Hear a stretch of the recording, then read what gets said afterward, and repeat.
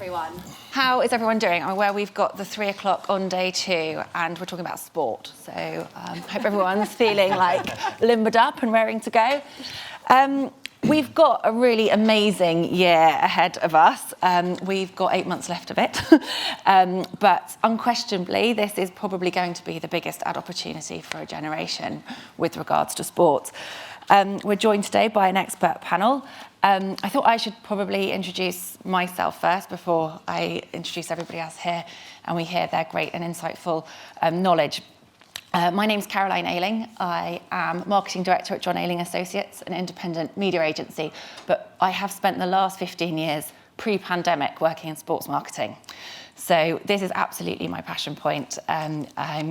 I absolutely adore sport, and as much as I love the media world, there is still part of me that misses it. So I've done my best to make sure that at JAA we can keep the sort of sports dream alive. We work with the likes of Garmin in fitness and wellness, but also recently with England Netball and with the Barbarians, because ultimately governing bodies and sporting entities are brands in themselves and they have to sell tickets to keep themselves going. So that's a little bit about me. Obviously, we have an amazing panel today. Everyone has been introduced, but I think if you haven't already met Ross, who has been on stage prior to this at Future of Brands, he's head of media and touchpoints at Asahi. Lisa is head of media and sponsorship at Vodafone, and James Dobbs, who is MD of SNTV and Story 10, who are the largest provider of branded content, sports content globally. A bit of context to this discussion. We've obviously got this massive year ahead. We'll have the usual suspects, the Wimbledons, Test match cricket, autumn internationals. But uniquely, England is hosting not 1, but 2, but 3 global events. So we've got the Women's Euros, the Commonwealth Games, and the Rugby League World Cup. And all of that is before we even get to the first ever Winter World Cup. So it really is quite unprecedented. And I think it's worthwhile us just being aware of that context before we kind of kick off with how does a brand plan and prepare for this sort of marketing opportunity? Panic stations. No. So I think from a media and touchpoint perspective, it was a really great excuse to do a lot more than we usually would do. So often we're available in the actual grounds as pouring, so there's a business case for it.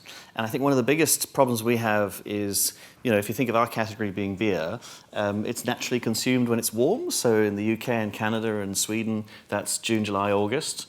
And it becomes difficult to justify why we should be on air the entire year. And you start to get quiet. And, like everybody, most of our consumers are infrequent buyers. And I'm not saying we go quiet, but you notice many countries just go very, very quiet over winter. And it's not the case, because if you're an infrequent buyer, you're going to be buying us in the middle of winter. So this year is a great opportunity from 2 perspectives. One is that thing that I'm talking about, so we can follow good principles and stretch out our communication.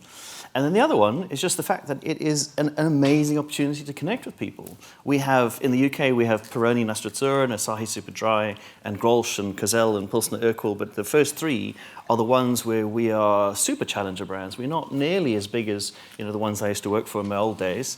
And we need to be able to leverage onto these fantastic opportunities to get there, either as a sponsoring partner, which we are in some, or alternatively just to get onto that big platform to get us more famous.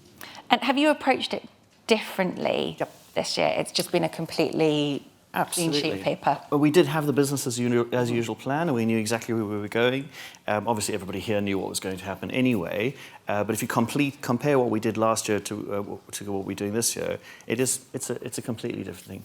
Yeah. Lisa, how do you kind of cut through in such a busy schedule, and also with cultural events on top of that as well? Obviously we've got the Jubilee coming up, but from Vodafone's perspective, you support a lot of festivals and summer activities as well. So how do you kind of prioritise where you cut through? Well, I think this year is going to be a very interesting year for Vodafone, but also a challenging one, because in the summer, life's simple for us because we are an official Wimbledon sponsor. So for us, Wimbledon is big news for us, and it will be a big part of our summer advertising campaign. So, that's kind of and in fact we sponsored Lions last year, so we're now in the rhythm of a big, tentpole sporting sponsorship activity in the summer. I think, and there, marketing's very easy. I think when it comes to the World Cup, I would say we've got the opposite going on, that arguably for us the World Cup is almost a distraction, because you have, I guess if you're a beer brand and certainly an alcohol brand, notwithstanding the fact that usually people drink beer in summer, I think probably this year they'll be drinking beer in the pubs watching the football in December.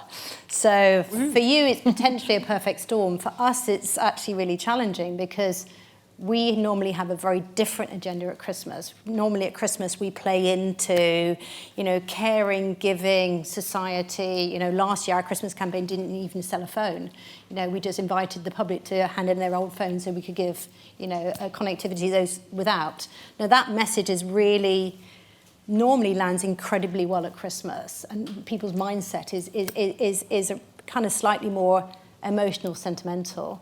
I think this year, especially, the TV schedule, as well as, I guess, the mindset during the World Cup, will almost cause a division, between those who are football fans and those who aren't football fans. And we're still trying to work through that dilemma of, do we actually try and speak to the football audience because they're going to be watching a lot of TV, and obviously whenever England's playing, they'll be watching in high numbers? Or is it realistic if you're not either an occasion brand for football fans or a brand that naturally associates yourself with that property?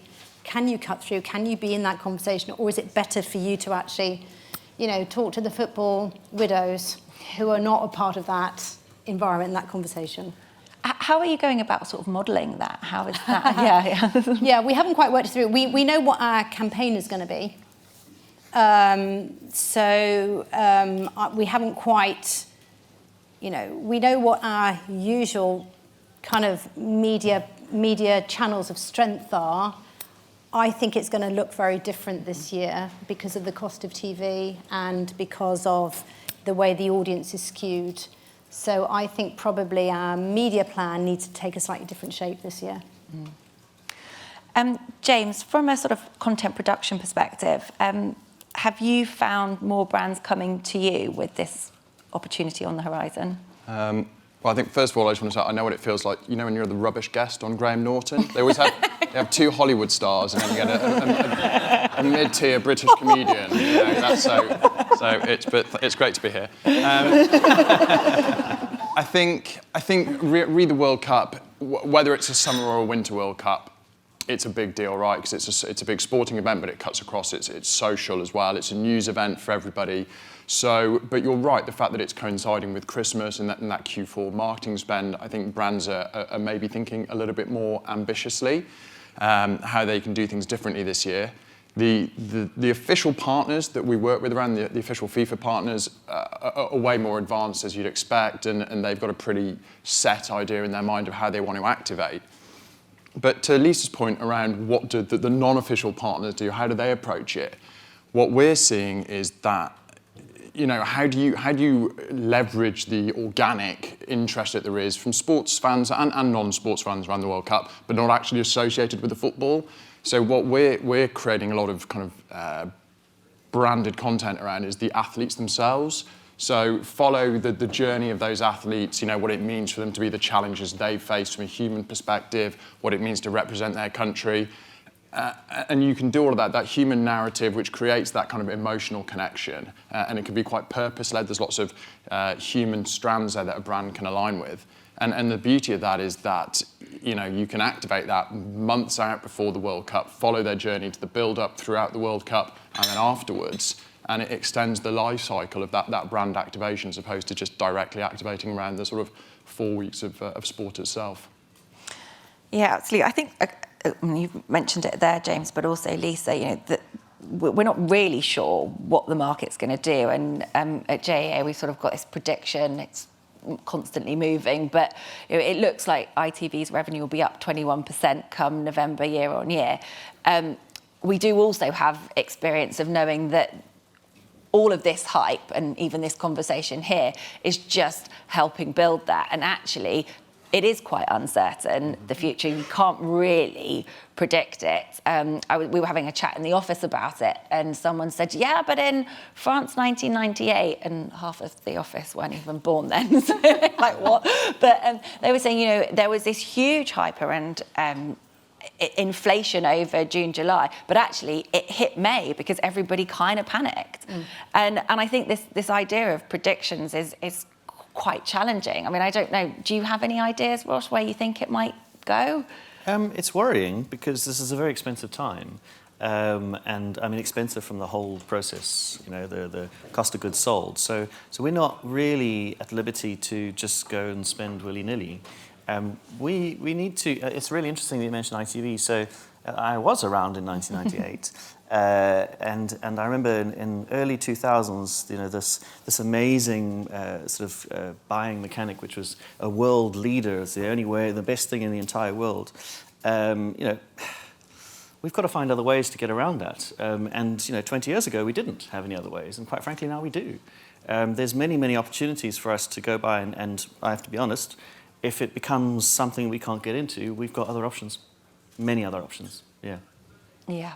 Lisa, do you have any predictions? I guess my predictions is I think Christmas will end up starting early. A lot of brands will try and start in early October, and possibly spread their campaigns out for longer.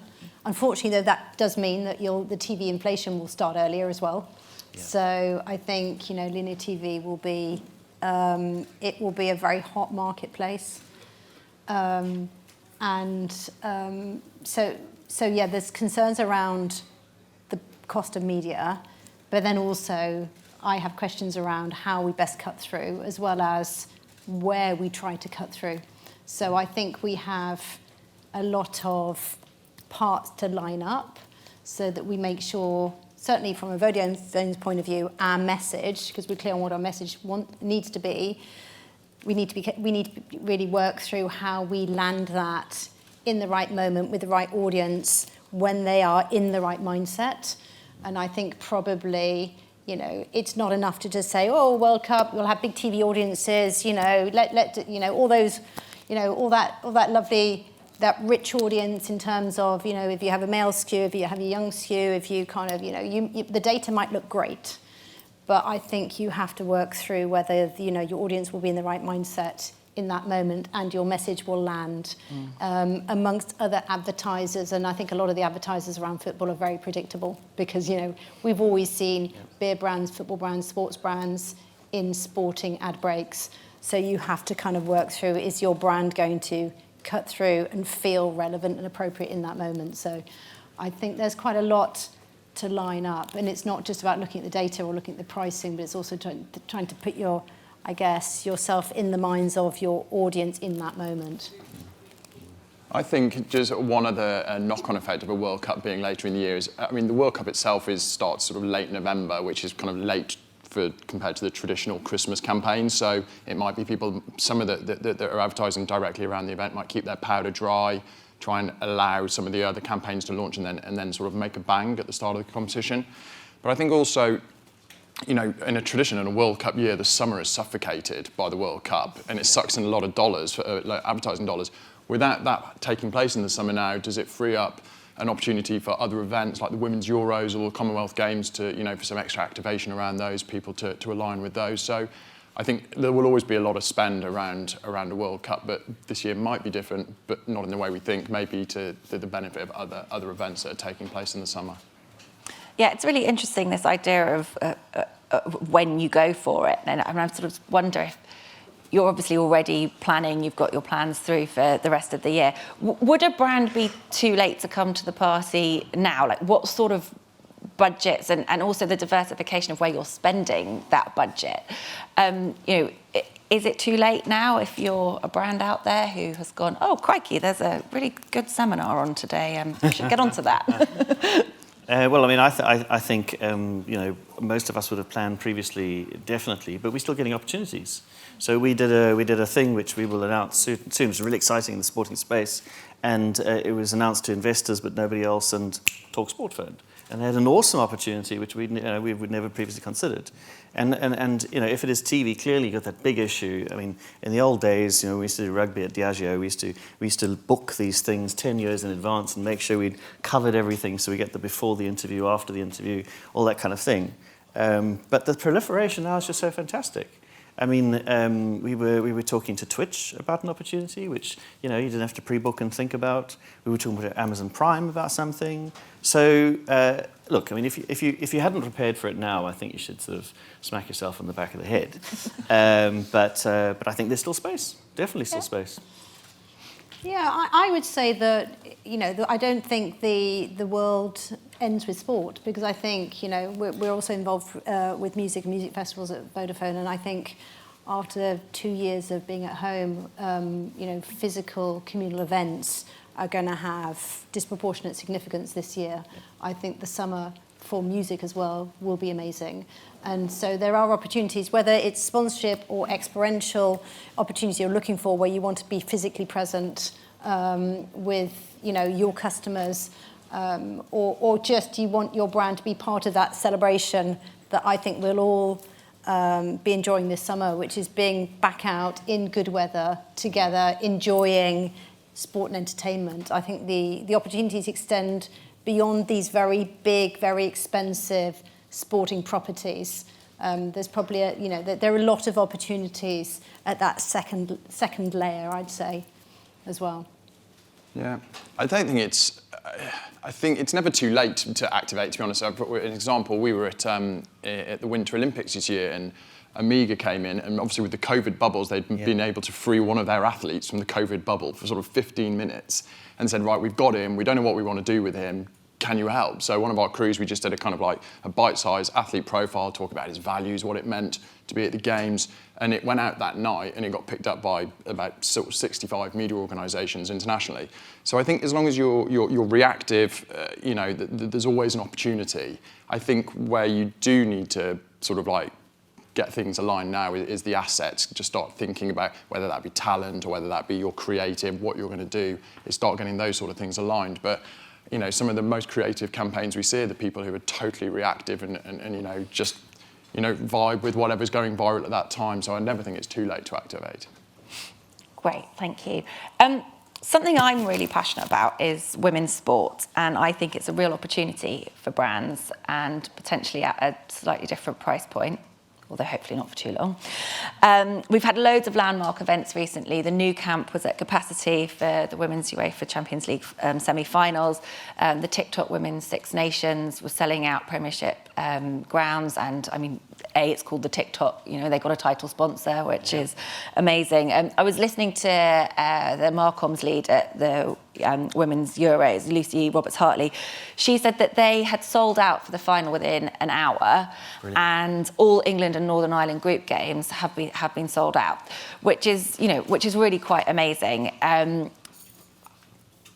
I'm passionate about it, so it sort of feels like it's very natural in my world to want to go to watch women's sport. But kind of as we see this rise of women's sport across media, what opportunities are there for brands, and how do brands genuinely engage and sort of don't feel too jumping on the bandwagon? Ross, do you want to? I do, absolutely. I work for a beer company. And my father was a provincial footballer, my grandfather was a provincial footballer, and I conducted the orchestra at school. So I was a huge disappointment there. And let me not speak about my company specifically, because it is a general thing. There's an assumption that men drink beer, beer equals men's sports and the football and the rugby, and there's just no ways you'd even think of doing something at the netball. Or the women's team, because the women's team probably isn't as good. And all these perceptions are just awful. They're absolutely awful. We did something the other day where I was on a call with everybody. We were in the football. We sponsor national teams in rugby. We're the Formula One, which is very, very male. We do, what's the other one? The Rugby World Cup next year, which we're doing for SI Superdry. So I was like, guys, what are we doing? So what about like Eurovision? And everybody laughed because they thought I was genuinely joking, and we are actually part of Eurovision in 2 weeks' time, which is so awesome. And as we've got along this journey in the last sort of a year and a half, we've every single time we've found a team the team has often be the male team because that's how they're seldom. And we've said, how's your women's team doing? How's that? And that viewing opportunity is really, really fantastic. And we are very, very clear from a media perspective, and I think it's for most people now, is that there is no ways that we say we are targeting men. There's no ways. I mean, I had a friend who used to work for a car company, and they said that, I can't say the name of the brand, it's all terrible, but they said that women will buy a man's car, but a man won't buy a woman's car. And that's such a biased opinion. It's that perception that women will only watch women's football, or men will only watch men's football, but women will watch it too. They're just totally wrong. And I think it's the entire setup and the bias of the way the channels are created, the way the programming's done, the way the funding's done. And we're part of that. We're part of that funding, that side, which is obviously it's getting all the funding. So I think there's huge opportunity in sports for everyone, absolutely everyone in all sorts of ways. And it's funny because we allow some sports for it to happen. I mean, Lisa, I think you've got a new relationship with Emma Raducanu. Yeah. Congratulations. Yes. I'm sure that was... Yes. Yes. So Emma will be, I guess, the front of our Wimbledon campaign this summer. She's... So with a bit of background, so when I guess, wrote the sponsorship strategy for Vodafone, which was 3 years ago, and went through the process of selling in the idea of doing sponsorship again at Vodafone into the organisation, all the way to the global CEO. The one thing at the back of my mind was always, we need to get it right, and we don't want to do what Vodafone did, 10 years ago, because I think Vodafone had some amazing properties in Formula One and Manchester United and the cricket, but they were all very male-dominated properties, which actually did drive a very male persona for the brand, which we absolutely can't have. Every adult has a mobile phone. It's the most unisex of products because everyone uses us, and so therefore it's really important that when it comes to sponsorship we get the balance right. So tennis, for example, tennis is the most inclusive from a gender point of view sport. It's pretty much equal between men and women in terms of professional sport and participation and audience. So that was kind of, for me, as well as obviously a real British iconic event, so natural partner for Vodafone. So that was absolutely the right partner to choose. Emma fronting it was a natural. She is the only British Grand Slam winner for 50 years. You can't beat that. But we also want to build a presence in rugby, so we sponsor the Wasps, men's and women's. We did sponsor the Lions last year, and it did slightly play on my conscience that there is no women's Lions, but actually our CM is now part of the steering committee fronting the feasibility study for having a women's Lions tour. And actually, I think it's almost, it's a bit chicken and egg, because for women's sport to succeed, especially things like women's rugby, you need audience for broadcasters to buy into it, and you need sponsors for those properties to then have the money to put on those events and accelerate those events and the quality of their teams. Lions is a very expensive thing to put on because obviously it takes place abroad, so it's a tougher thing to get to market for actually the actual organisation than, for example, Six Nations. But we have an ambition to make, for there to be a Women's Lions tour in 2026. And, I think increasingly brands like ourselves are saying, if it's not men's and women's, we're not interested at all. So I get what TikTok did, and I think TikTok did a brilliant job of aligning, the audience with the brand, with actually now a property where you get lots and lots of rugby content on TikTok, and that's a great, I think that's a great content, in a way, genre that they're building. But I think increasingly brands will say it has to be both or nothing. I'm not interested in just having the male version of any given sports property. Yeah, it's an interesting thing about the Lions because we've seen real disparity in the on-pitch performances. So it's not just the audience that we have to build, that sponsorship, that support, but it also has to come from the governing bodies as well to get it through. Anyway, that takes me into an old world. James, I'm a big believer you cannot be of what you cannot see. So you're all about making this visible. Yeah, and from a strategy, I mean, we all call it women's sport. It's just sport, right? So it's exactly the same strategy as when you're trying to grow any other sport. But from what we've seen, it's still in growth mode. Like there is demand, but it's not equivalent to the male counterparts. So it's still growth mode. That means it needs publicity. It needs the oxygen of presence on free to air. And that's currently, a Nielsen report currently said that's the biggest hurdle to people participating and engaging, is they just don't see it as much. I think there's a real opportunity, though, for brands in this space, because unlike the male equivalents, which are very mature and quite protected, the women's equivalents are very open, very collaborative, are really eager to work with brands on a more sort of partnership level, and that means you can get greater access to their assets, you can do more creative, more exciting things, which I think actually can produce a better end quality than some of the really scripted, heavily protective stuff we see, around some of the more mature men's sports. Yeah, we can almost rewrite the rule book, can't we? Yeah. So, yeah, it's exciting. Right, I've got a clock counting down in front of me and it's just turned orange. So I think at that point I should open to the floor. Does anyone have any questions for the panel? Oh, yes, hello. I've got a bit of a shy question, actually, but I'm going to ask it because it's... burning into me. So just because this isn't in my sphere of my world right now, but is there a brand's talking about the fact that they're going to be potentially aligning with the World Cup when it's in Qatar, and obviously there are significant human rights issues, and that it feels to me like there's a big brand suitability piece and there's going to be ramifications there. I'd just be interested to know what your thoughts were on that. And I think there might be a reason why we've got 2 rugby sponsors and not World Cup sponsors. Yeah, I was going to say, because obviously as a brand I'm not involved in football at all, and actually that's a very, World Cup aside and Qatar aside, football in itself can be a challenging environment to be in, and it can be divisive, and you just see, obviously what happened with Chelsea in 3 recently had nothing to do with football really, but when you're aligned to any property, there's always certain risks. So I don't think I've got the answer for you because we're not actually directly involved.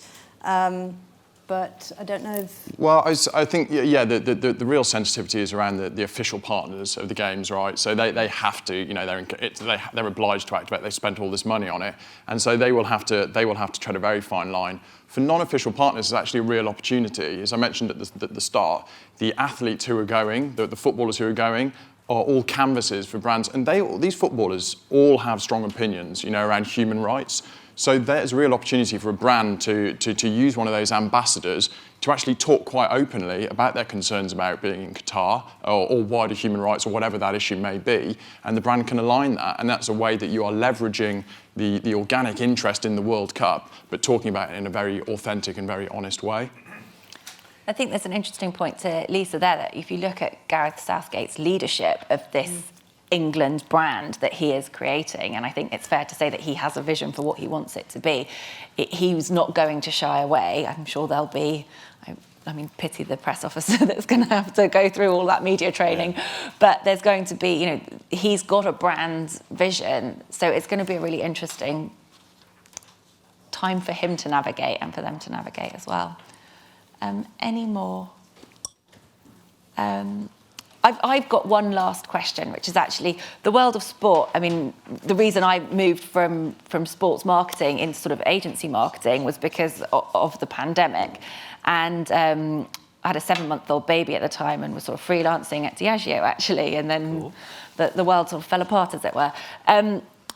What learnings have we had as brands and as content producers that we might take forward? Because, the pandemic gets bashed an awful lot, but actually I see it as an opportunity for us to take some key learnings. So what have we learned from this that we might be able to take forward? So I enjoy the work that Andrew Tenzer does, trying to help us all understand that we are not the people that we're marketing to. And what I enjoyed about the pandemic, quite simply, is that it forced a lot of people who never touch gaming and esports to be in there. So every single time we would do a promotion or a summertime event or anything like that for the last 2 years, we had to figure out a way to do it digitally, and that exposed a lot of people in our business to understanding areas which they otherwise wouldn't have gotten to. So gaming and esports is part of our strategy, and it would never have been before COVID. And do you have a gamer in the business who has Absolutely. just shot to the top because Absolutely. this is their area? Yeah, I just we have love that. Super awesome specialist, and he's actually bringing out more of the gamers. So as he's talking to people, he's like, we got this, all these PlayStation 4s and 5s are pitching up, and we're really starting to understand it. And it was a part of the business which was like, no, we're not in that. No, we don't do that kind of thing. But now we are. Yeah, I mean, it will massively integrate, I think, into the whole sporting world. And Yeah, absolutely. I mean, it is sporting, isn't it? It's just got an E in front of it. Yeah. Lisa?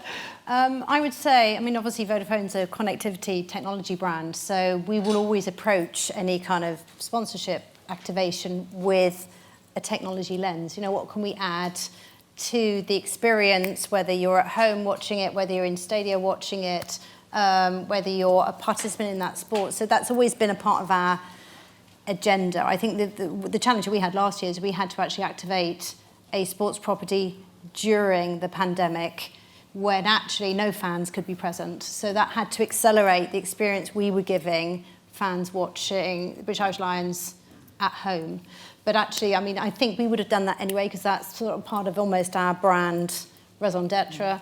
Yeah. But you know, the more technology gets adopted as an add-on and an extra benefit or an extra build on their experience, the more, I guess, Vodafone have a legitimate right to be there. And I don't know if you're aware of what Vodafone Germany did with the Bundesliga and creating kind of a 5G AR app that fans can actually use, again, when watching the Bundesliga. I think there will be an acceleration in adoption of these things. It might have been natural, happening anyway. I think during the pandemic, you know, obviously adoption of various technologies, TikTok's a great example of it, accelerated. But I think the one thing that reassures me is that people still love live events, and they will, and that will absolutely hold true this year. So what we have to do is just work out where the virtual has a natural place in the physical world, because, you know, it's important that those two worlds coexist, and sometimes, you know, AR experiences, VR experiences can enhance a physical event, but you kind of don't want to interrupt that because, let's be honest, we all need that. Yeah, absolutely. I spoke to James just before we started, and he said he's got a 15-minute answer to this question, but the clock's gone red, so I'm afraid. So we're going to stay on for 15 more minutes. Thank you so In much. 15 seconds. So my thoughts on that. Do you want to... No, I just think, look, everyone's had a dreadful 2 years. We've all had a lot of time at home reflecting, re-evaluating what our values are. And we've seen that the content that we've distributed, the branded content that performs best now, is far more purpose-led. It increases, you know, fan sentiment. Anything that has a human narrative performs a lot better now than that more overtly commercial content that maybe we were distributing 3 years ago. So that's been from a content perspective, that's my takeaway post-COVID. Great, thank you all very much, and thank you for listening.